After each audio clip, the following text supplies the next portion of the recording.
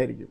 വേറെ രീതിയിൽ നോക്കിക്കഴിഞ്ഞാൽ വേറൊരു കൗതുകം ഉണ്ടല്ലോ. കാരണം വെച്ചാൽ മോഹൻലാൽ ഒരു 40 വർഷത്തെ കരിയർ തുടങ്ങിയിട്ട് ഏറ്റവും വലിയ ബ്രേക്കിന് ശേഷം വീട്ടിലിരുന്നതിന് ശേഷം നേരെ വരുന്ന ലൊക്കേഷൻ കൂടിയാണ് ദൃശ്യം എന്നുള്ളത്.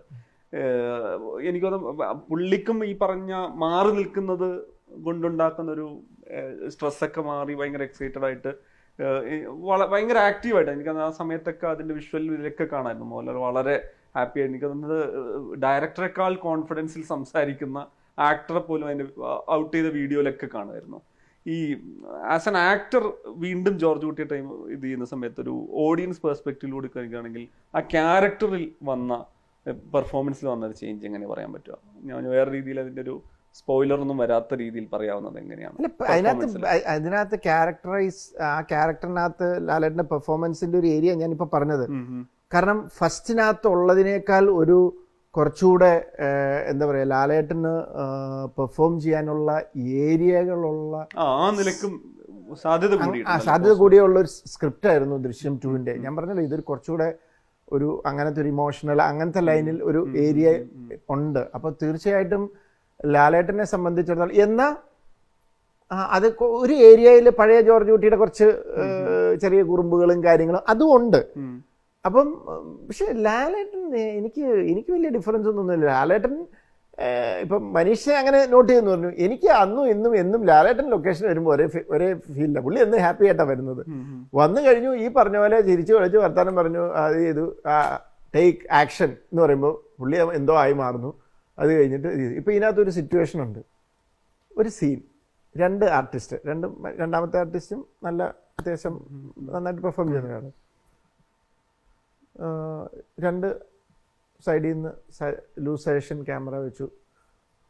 ഫ്രണ്ടിൽ നിന്നൊരു ആക്സസ് കൂടെ എനിക്ക് വേണമെന്നുണ്ടായിരുന്നു. പക്ഷെ ഞാനിങ്ങനെ വെച്ചു. എന്നിട്ട് ലെങ്തി സീനാണ്, ഒരു 3.25 മിനിറ്റ് ഉണ്ട്. അപ്പം എന്നോട് ചോദിച്ചു മോനെ ഇത് എവിടെ വരിക? ഞാൻ പറഞ്ഞു പോകുന്നിടത്തോളം പോട്ടെ ചേട്ടാ അതങ്ങ്. പക്ഷേ അപ്പം ഞാനോട് ചോദിച്ചിട്ട് എത്രത്തോളം പോകുന്നു അത്രത്തോളം പോട്ടെ എന്ന് പറഞ്ഞു. അവർ എൻ്റെ കൂടെ അങ്ങനെ വായിച്ച് റിഹേഴ്സൽ ചെയ്ത് ടേക്ക് എടുത്ത് അവർ ഫുള്ളും ചെയ്തു. ഭയങ്കര രസമായിരുന്നത്. അപ്പം ഞാൻ പറഞ്ഞു ഞാനിത് കട്ട് ചെയ്യുന്നില്ല. പിന്നെ ഞാൻ പറഞ്ഞു വേണ്ട ഫ്രണ്ടിൽ നിന്ന് ഒരു ആക്സസ് എടുത്താൽ എനിക്ക് പറഞ്ഞു നേരത്തെ ചെയ്ത് ഒന്നും എനിക്ക് കിട്ടിയില്ല കേട്ടോ, പ്രത്യേകിച്ചും കണ്ടിന്യൂറ്റി ഒന്നും മാച്ച് ചെയ്ത് കിട്ടത്തില്ല കേട്ടോ എന്ന് പറഞ്ഞു. ഞാൻ പറഞ്ഞു ചേട്ടാ മാനേജ് ചെയ്ത് എന്തെങ്കിലും ചെയ്താൽ മതി, ഇടയ്ക്കൊരു കട്ടിങ് ഭയങ്കര ഇതാണ്. അതുകൊണ്ട് ഞങ്ങൾ 1-2 ഫ്രണ്ട് ആക്സസേ യൂസ് ചെയ്തുള്ളൂ, ബാക്കി മുഴുവൻ അതില്ല സിംഗിൾ ടേക്കാണ്. ഭയങ്കര രസമായിട്ട് ഭയങ്കര ഇതായിട്ട് ഞങ്ങളിങ്ങനെ എല്ലാവരും എൻജോയ് ചെയ്ത് കണ്ടു. ഭയങ്കര രസമായിരുന്നു, ഭയങ്കര ലൈവായിട്ടുള്ളൊരു സീൻ. അത് എന്താ പറയാ, ഞാൻ ഒരു പക്ഷേ ദൃശ്യം ഫസ്റ്റിനകത്ത് അങ്ങനെ ഒരു സിറ്റുവേഷൻ ഉണ്ടായിട്ടില്ല. ഞാൻ ഇതുവരെ ലാലേട്ടൻ ഇപ്പൊ റാമിനകത്തൊന്നും അങ്ങനത്തെ സീനില്ല. പക്ഷെ അതാ ഞാൻ പറഞ്ഞ എന്നെ സംബന്ധിച്ചിടത്തോളം പഴയ ലാലേട്ടൻ വന്നു കയറിയിട്ടുള്ള ഒത്തിരി സ്ഥലങ്ങൾ ഈ സ്ക്രിപ്റ്റിൽ എനിക്ക് അതാണ് എക്സൈറ്റ്മെന്റ്. എനിക്ക് ബാക്കി ഏരിയ ഒന്നുമില്ല. എന്റെ എക്സൈറ്റ്മെന്റ് അതാ. ഞാൻ ഇപ്പോഴും ഡബിങ്ങിനും പോകുമ്പോൾ എവിടെ പോകുമ്പോൾ ആ സീൻ ഒന്നും എടുത്തിട്ട് കാണും. എല്ലാവരും പറയും ഇതുണ്ടോ ഒറ്റ ടേക്ക് എന്ന് പറയുന്നത്. നമുക്കത് കാണുമ്പോൾ പ്രത്യേകിച്ച് ലാലേട്ടനോടുള്ളൊരു ഇഷ്ടവും ഇതും വെച്ചിട്ട് നമുക്കത് കാണുമ്പോൾ ഉണ്ടാകുന്ന ഒരു ഇതുണ്ടല്ലോ. അതുപോലെ ദൃശ്യം ഫസ്റ്റിനകത്ത് ഒരു റിയാക്ഷനെ കുറിച്ച് ഞാൻ പറഞ്ഞിരുന്നു. ഇങ്ങനെ എന്നിട്ട് ഇങ്ങനെ നോക്കുന്ന ഒരു റിയാക്ഷൻ അന്ന് എനിക്കറിയില്ല അതിൻ്റെ ഇതെന്നാണ്. അതുപോലൊരു സിറ്റുവേഷൻ ഇതിനകത്തുണ്ടായിരുന്നു. എനിക്ക് ഏതാണ്ട് ഒരു ധാരണയുണ്ട് ഇങ്ങനെയൊക്കെ ആയിരിക്കും റിയാക്ഷൻ എന്നുള്ളത്.